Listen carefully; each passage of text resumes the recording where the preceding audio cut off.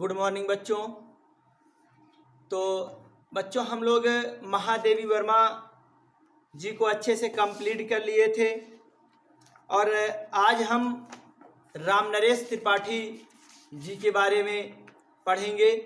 यहाँ पर जो स्वदेश प्रेम, ठीक क्या है, स्वदेश प्रेम रचना है रामनरेश त्रिपाठी जी की, उसी के एक छोटे से टुकड़े से लिया गया है।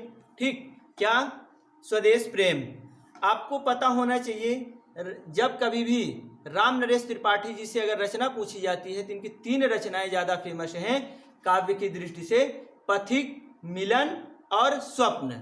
ठीक क्या है, पथिक, मिलन और स्वप्न, ये 3 रचनाएं इनकी काव्य जगत में ज़्यादा प्रसिद्ध हैं। ठीक, और इन्हीं की चर्चा हमेशा की जाती है। तो यहाँ पर जो आपको पढ़ना है स्वदेश प्रेम से, ठीक, तो वो क्या है, स्वप्न से ही लिया गया है। तो आज हमें क्या करना है, स्वप्न के बारे में पढ़ना है।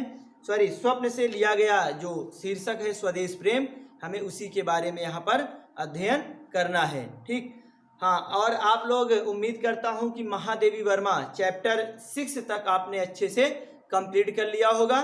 बहुत सारे बच्चे अभी पीछे भी चल रहे हैं, तो आप कोशिश ये करिए कि साथ साथ चलेंगे तो ज़्यादा फायदा होगा। ठीक, क्योंकि ऐसे तो आपको बोझ प्रतीत होता जाएगा और आप फिर क्या करेंगे, वीडियो को देखना भी बंद कर देंगे धीरे धीरे। तो ज़रूरी ये है क्या कि आप साथ साथ चलेंगे। 1-2 बच्चों ने कमेंट किया था कि सर हमारा कंप्लीट हो गया, तो जिनका कंप्लीट हो गया है उन्होंने बहुत अच्छा कार्य किया, और जो बच्चे अभी पीछे हैं वो भी तेजी से वर्क को कंप्लीट करके आगे बढ़ें। ठीक, तो देखते हैं स्वदेश प्रेम। क्योंकि आपका काव्य बस 1 सप्ताह का और बचा है, उसके बाद फिर हम जो आपके चैप्टर सिलेबस में आपके जो अनिवार्य संस्कृत है फिर उसके तरफ चलेंगे, फिर उसके बाद लास्ट में गद्य पढ़ेंगे। ठीक, देखते हैं स्वदेश प्रेम। अतुलनीय जिनके प्रताप का साक्षी है प्रत्यक्ष दिवाकर, घूम घूम कर देख चुका है जिनकी निर्मल कीर्ति निशाकर, देख चुके हैं जिनका वैभव ये नभ के अनंत तारागढ़, अगणित बार सुन चुका है नभ जिनका विजय घोष रण गर्जन। ठीक, अब देखिए यहाँ पर आपको संदर्भ बता दें, प्रत्येक चैप्टर में बताया है तो यहाँ पर भी बता देते हैं कि प्रस्तुत पद्यांश या प्रस्तुत पंक्तियाँ हमारी पाठ्य पुस्तक हिंदी काव्य संकलन के स्वदेश प्रेम नामक शीर्षक से लिया गया है, जो रामनरेश त्रिपाठी जी द्वारा रचित स्वप्न खंड काव्य से लिया गया है। ठीक, चलिए तो देखते हैं अब इसका प्रसंग क्या हो जाएगा। प्रसंग ये होगा कि कवि ने भारत के गौरवपूर्ण अतीत की झांकी प्रस्तुत की है। ठीक, यहाँ पर भारत का जो अति गौरवपूर्ण इतिहास रहा है उसके बारे में यहाँ पर कवि वर्णन कर रहा है। ठीक, कहने का मतलब क्या है कि भारत के गौरवपूर्ण अतीत की झांकी प्रस्तुत कर रहा है। ठीक, अब देखते हैं। अतुलनीय जिनके प्रताप का साक्षी है प्रत्यक्ष दिवाकर, कवि कह रहा है कि भारत देश क्या है, प्राचीन काल से ही बहुत ही गौरवशाली रहा है। भारत देश प्राचीन काल से ही गौरवशाली रहा है, और क्या है, अतुलनीय जिनके प्रताप का, कह रहे हैं कि इस देश के प्रताप का साक्षी कौन है, प्रत्यक्ष दिवाकर स्वयं सूर्य रहा है। ठीक, कह रहे हैं कि भारत मतलब जो भारत देश है ये क्या है, प्राचीन काल से ही गौरवशाली है, और इस देश के प्रताप का साक्षी स्वयं सूर्य रहा है। ठीक, घूम घूम कर देख चुका है जिनकी निर्मल कीर्ति निशाकर। देखिए निशाकर मीन्स क्या होता है, चंद्रमा। ठीक, निशाकर मीन्स क्या होता है, चंद्रमा। कह रहे हैं कि चंद्रमा की निर्मल कीर्ति, कह रहे हैं किसकी, जिनकी यहाँ किसके लिए आया, भारत के लिए। ठीक, कह रहे हैं कि चंद्रमा भारत की निर्मल कीर्ति का क्या है, साक्षी है। यहाँ पर जो लिखा है ना, घूम घूम कर देख चुका, तो घूम घूम कर देखना मतलब क्या है कि चंद्रमा भी क्या है, इस बात का साक्षी है। किस बात का? भारत के गौरवपूर्ण इतिहास का, भारत के गौरवपूर्ण अतीत का क्या है, साक्षी चंद्रमा स्वयं भी रहा है। ठीक, घूम घूम कर देख चुका, मतलब कहने का ये है कि भारत की गौरवशाली प्रतिभा को चंद्रमा ने घूम घूम कर देखा है। अर्थात भारत के निर्मल कीर्ति का साक्षी कौन है? चंद्रमा है। ठीक, फिर आगे देख चुके हैं जिनका वैभव ये नभ के अनंत तारागण। अब यहां पर कवि कह रहा है कि ये नभ मतलब आकाश, अनंत तारागण मतलब अनंत जो नक्षत्र हैं, तारे हैं, ये क्या कर चुके हैं? भारत के अतुलनीय वैभव के साक्षी रहे। या अनंत तारागण, आकाश के अनंत तारागण या अनंत नक्षत्र भी क्या किए हैं? भारत के अतुलनीय वैभव को देख चुके हैं, अतुलनीय वैभव के साक्षी रहे हैं। ठीक, फिर अगणित बार सुन चुका है नभ जिनका विजय घोषण गर्जन। ठीक, अब देखिए अगणित बार सुन चुका है नभ जिनका विजय घोषण गर्जन।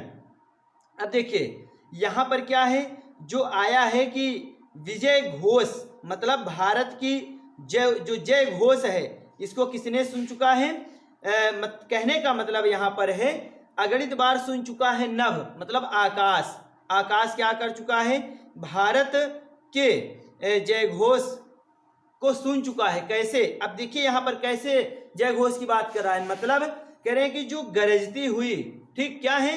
समुद्र की लहरें हैं, रण गर्जन, ठीक ना, गर्जन मतलब गरजना, ठीक, गरज तो किसकी गरज? समुद्र की जो लहरें हैं, ठीक, समुद्र की गरजती हुई लहरों वाला समुद्र भी क्या कर चुका है? इनके जय घोष सुनने का साक्षी रहा है। कब? अगणित बार मतलब अनंत बार ये क्या है? भारत के जय घोष सुनने का साक्षी रहा है। फिर आगे, शोभित है सर्वोच्च मुकुट से जिनके दिव्य देश का मस्तक, गूंज रही हैं सकल दिशाएं जिनके जय गीतों से अब तक, जिनकी महिमा का है अविरल साक्षी सत्य सूर्य हिमगिरिवर, उतरा करते थे विमान दल जिसके विस्तृत वक्ष स्थल पर। ठीक, यहाँ पर भी भारत के गौरवपूर्ण इतिहास के बारे में ही कवि वर्णन कर रहा है। ठीक, मतलब प्रसंग आपका वही रहेगा। देखिए, शोभित है सर्वोच्च मुकुट से जिनके दिव्य देश का मस्तक, मतलब कह रहे हैं कि भारत का जो मस्तक है वो क्या है? अब देखिए भारत का मस्तक किसे बोला जाता है? हिमालय पर्वत को। ठीक, हिमालय पर्वत मतलब हिमालय पर्वत को, या जो कश्मीर का हिस्सा है, जो जम्मू कश्मीर है, इसको भारत का मुकुट बोला जाता है। ठीक है ना, तो वही कह रहे हैं कि भारत का जो मस्तक है वो क्या है? सर्वोच्च मुकुट से, मतलब सबसे ऊंचा मुकुट अर्थात दिव्य मुकुट कौन है? हिमालय, मतलब हिमालय जैसे दिव्य मुकुट से क्या है? सुशोभित है, अलंकृत है। कह रहे हैं कि शोभित है सर्वोच्च मुकुट से जिनके दिव्य देश का मस्तक, कह रहे हैं कि भारत देश का मस्तक हिमालय जैसे दिव्य मुकुट से सुशोभित हो रहा है। गूंज रही हैं सकल दिशाएं जिनके जय गीतों से अब तक, कवि कह रहा है कि आज तक क्या है? सकल दिशाएं मतलब सभी दिशाओं में गूंज रही हैं। कौन? जय गीतों से अब तक, मतलब भारत की विजय की घोषणाएं, भारत के विजय के गीत आज भी गूंज रहे हैं। ठीक, यानी कि गूंज रही हैं सकल दिशाएं जिनके जय गीतों से अब तक। कवि कह रहा है कि आज तक सभी दिशाओं में भारत की विजय की घोषणाएं गूंज रही हैं। जिनकी महिमा का है अविरल साक्षी सत्य सूर्य हिमगिरिवर। ठीक, कह रहे हैं कि जिनकी महिमा का है अविरल साक्षी सत्य सूर्य हिमगिरिवर, रूप हिमगिरिवर। देखिए, जिनकी महिमा का है अविरल, अविरल मीन्स यहाँ पर क्या होता है? पवित्र, या निरंतर भी होता है, लेकिन यहाँ पर पवित्र के अर्थ में आया है। तो कह रहे हैं कि जिनकी महिमा मतलब महिमा यहाँ पर महानता, कह रहे हैं कि इस देश की महानता क्या? हिमालय जैसा पवित्र और क्या है? साक्षी सत्य रूप हिमगिरिवर। कहने का मतलब यह है हिमगिरिवर, हिम मतलब बर्फ, गिरिवर मतलब पर्वतों में श्रेष्ठ अर्थात हिमालय। ठीक, तो कह रहे हैं कि सर्वोच्च हिमालय, ठीक, इस देश की महानता क्या है? हिमालय जैसे पवित्र और साक्षी सत्य रूप, मतलब सत्य रूप में क्या है, सर्वोच्च है। ठीक, सर्वोच्च है। अब देखिए, जिनकी महिमा का है अविरल साक्षी सत्य रूप हिमगिरिवर, कवि कह रहा है कि इस देश की महानता हिमालय जैसे पवित्र और सत्य रूप में क्या है, सर्वोच्च और साक्षी है। मतलब हिमालय क्या है, उसके सर्वोच्च और सत्य रूप में साक्षी रहा है। ठीक, किस लिए, भारत की महानता के लिए। ठीक, जो भारत की महानता है, क्या किया है, यह हिमालय के जैसे पवित्र और सत्य रूप में, और इसका खुद भी साक्षी कौन रहा है, हिमालय रहा है। ठीक, भारत की जो महानता है इसके साक्ष्य की बात यहाँ पर कवि कर रहा है। मतलब जो भारत की महानता है इसका स्वयं का साक्षी हिमालय रहा है, क्योंकि जिस प्रकार से हिमालय क्या है, सत्य है, पवित्र है। ठीक, उसी तरीके से वह क्या है, भारत की महानता का साक्षी रहा है। फिर आगे, उतरा करते थे विमान दल जिसके विस्तृत वक्षस्थल पर, कह रहे हैं कि इसी हिमालय पर, ठीक, जो कह रहे हैं कि विस्तृत वक्षस्थल मतलब इसी हिमालय पर क्या करते थे, विमान दल मतलब देवताओं के क्या होते थे, विमान उतरा करते थे। कहाँ से, देवता कहाँ से आते थे, स्वर्ग से। ठीक, उतरा करते थे विमान दल जिसके विस्तृत वक्षस्थल पर, कह रहे हैं कि इसी हिमालय पर देवता भी स्वर्ग से आकर अपने विमान उतारा करते थे। ऐसे क्या है, भारत का गौरवपूर्ण इतिहास रहा है। फिर आगे, सागर निज छाती पर जिनके अगणित अर्णव पोत उठाकर पहुंचाया करता था प्रमुदित भूमंडल के सकल तटों पर, नदियां जिसकी यश धारा सी बहती हैं अब भी निशिवासर, ढूंढो उनके चरण चिन्ह भी पाओगे तुम इनके तट पर।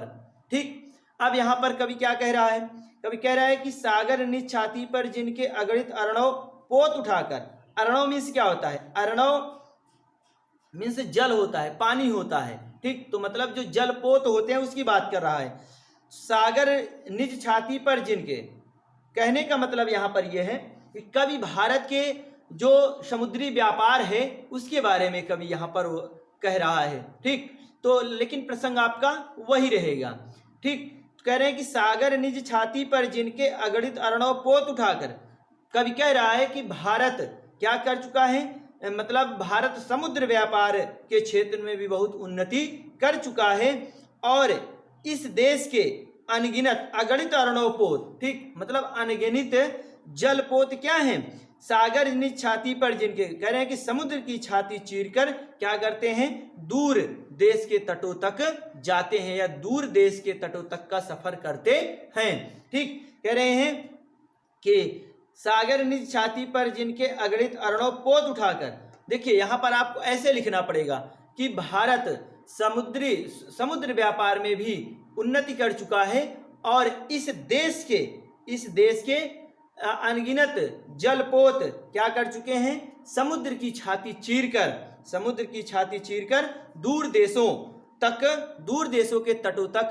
पहुंच गए हैं। ठीक, तो हाँ, आगे, पहुंचाया करता था प्रमुदित भूमंडल के सकल तटों पर। अब भूमंडल मतलब पृथ्वी के क्या है, संपूर्ण तटों तक क्या क्या है, पहुंचाया करता था प्रमुदित मतलब होता है प्रसन्नता, खुशियां। ठीक, कह रहे हैं कि जिसने पृथ्वी के संपूर्ण तटों तक प्रसन्नता और खुशियों को पहुंचाया है। ठीक, कह रहे हैं कि भारत जिस तरीके से सुख समृद्ध है उस तरीके से इसने पृथ्वी के संपूर्ण तटों तक अपनी छाप बनाई है। ठीक, फिर आगे, नदियां जिसकी यश धारा सी बहती हैं अब भी निशिवासर, निशिवासर मतलब होता है दिन रात, निश मतलब रात और वासर मतलब दिन, निश मीन्स रात और वासर मीन्स दिन होता है। ठीक, तो कह रहे हैं कि नदियां जिसकी यश धारा सी, कह रहे हैं कि भारत की नदियां जल के रूप में क्या हैं, आज भी जल के रूप में आज भी मानो क्या कर रही हैं, यश धारा सी मतलब गौरवपूर्ण यश धारा, ठीक, मतलब गौरवपूर्ण कीर्ति को क्या कर रही हैं, बहती हैं अब भी निशिवासर मतलब दिन रात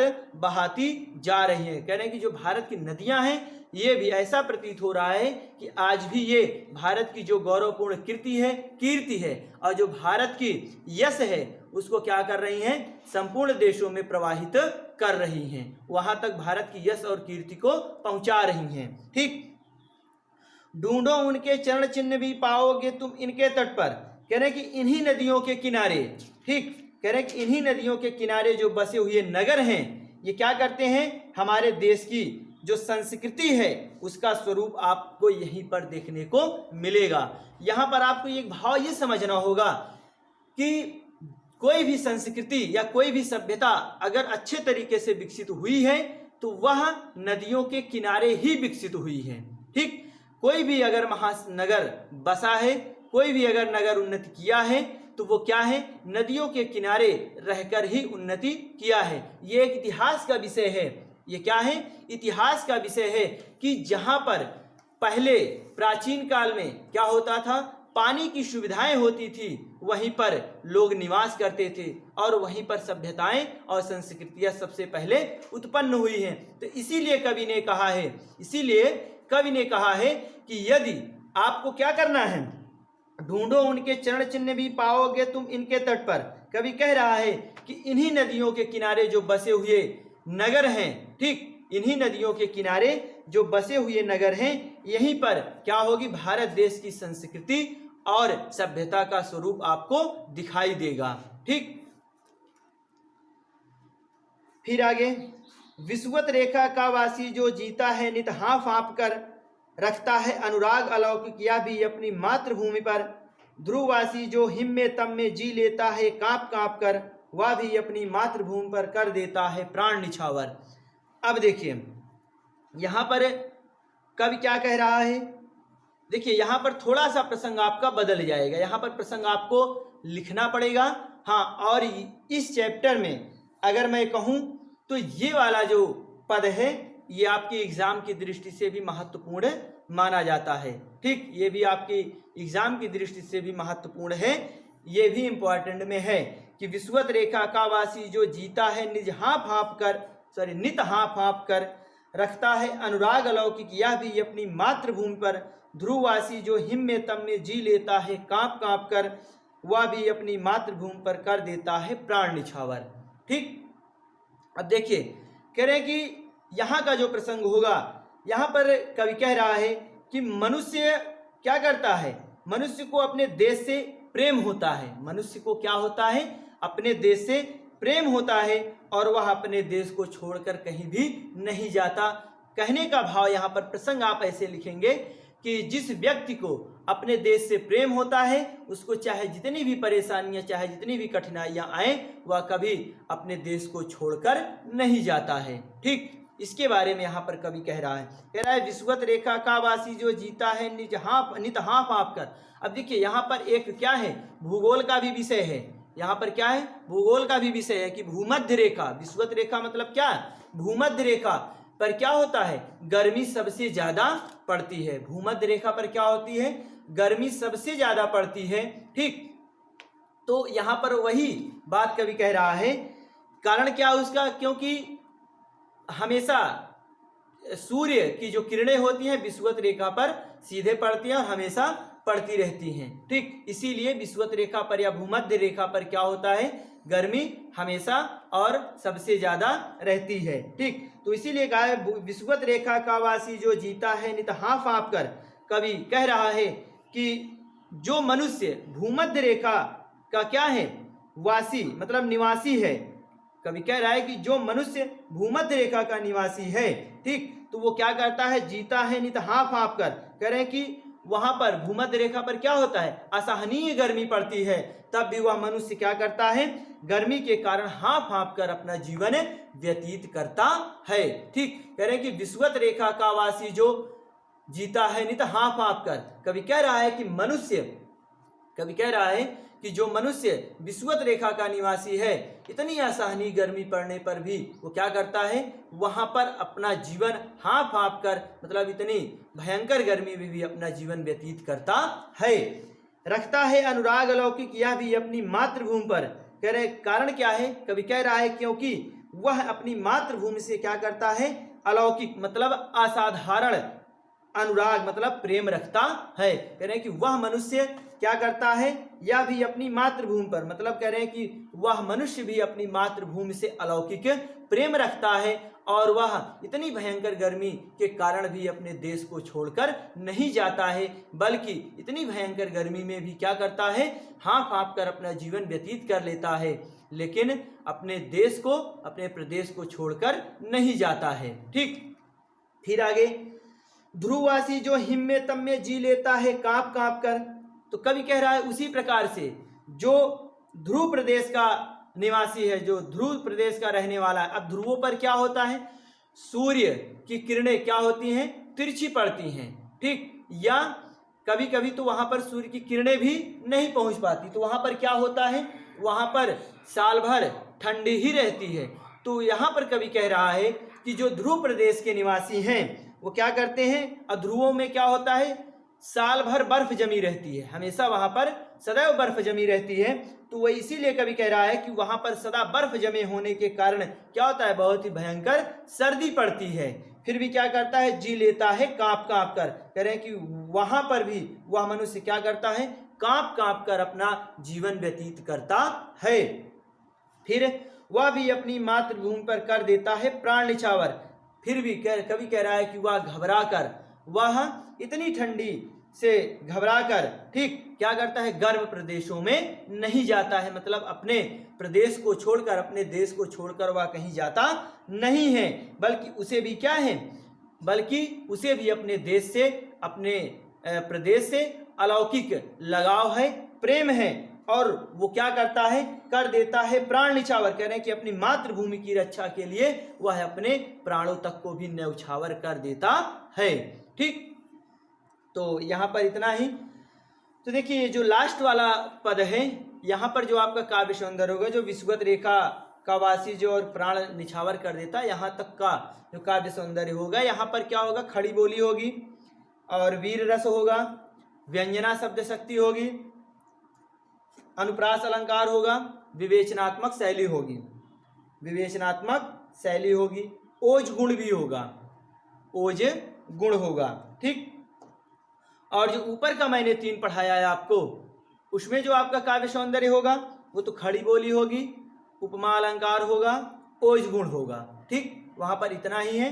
और जो चौथा वाला है, इसमें खड़ी बोली, वीर रस, व्यंजना शब्द शक्ति और अनुप्रास अलंकार, विवेचनात्मक शैली और ओज गुण, इतना यहाँ पर होगा। ठीक, तो आज आप इतना ही कंप्लीट करेंगे 4 पद। अगले 4 पद हम अगले वीडियो में मिलते हैं। ठीक, इतना आप इसको कंप्लीट करेंगे, मिलते हैं अगले वीडियो में।